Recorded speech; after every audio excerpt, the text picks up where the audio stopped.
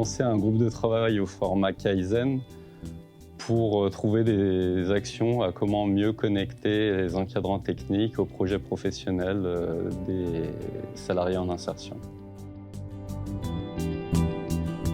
À ce groupe de travail, nous avons voulu intégrer les salariés en insertion pour avoir un peu leur opinion.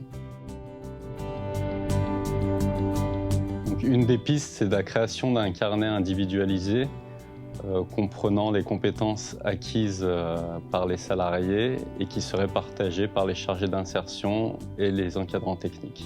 Il y a aussi des outils de communication comme des télés ou des tableaux où il serait noté les rendez-vous, les formations et toutes les autres informations qui pourraient intéresser les salariés en insertion. Il faudra travailler aussi la coopération entre les chargés d'insertion et les encadrants techniques pour définir un peu les rôles. Le dernier point, c'est de définir des plages horaires dédiées à l'accompagnement des salariés. On a fait cet atelier le mois dernier. Il nous reste à mettre en place et à y travailler.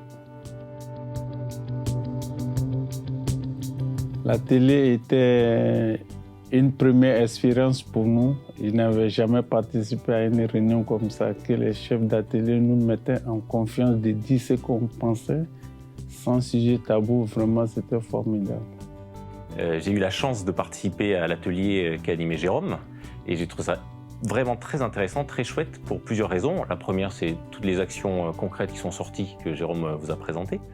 Mais c'est aussi que j'ai été impressionné par l'engagement des chefs d'équipe, de Jérôme notamment, mais aussi des autres chefs d'équipe présents, qui veulent contribuer davantage au projet professionnel des salariés en insertion. Et puis j'ai aussi trouvé très intéressant la participation des salariés en insertion. Ce sont les premières personnes concernées et elles avaient plein de choses à dire et c'était vraiment intéressant, même si c'est jamais une participation qui est très simple. Il y a sûrement des points d'amélioration, se dire comment on leur permet vraiment d'avoir l'assurance qu'ils ont des choses à apporter. Derrière tout ça, on sent qu'il y a les questions de posture qui sont centrales. Et je me dis de travailler ces postures, de travailler, s'appuyer sur le collectif, ça me paraît être au cœur des enjeux d'Environ-Alpes, notamment au moment où on se dit qu'il faut impliquer tous les salariés pour leur développement et le développement de l'entreprise.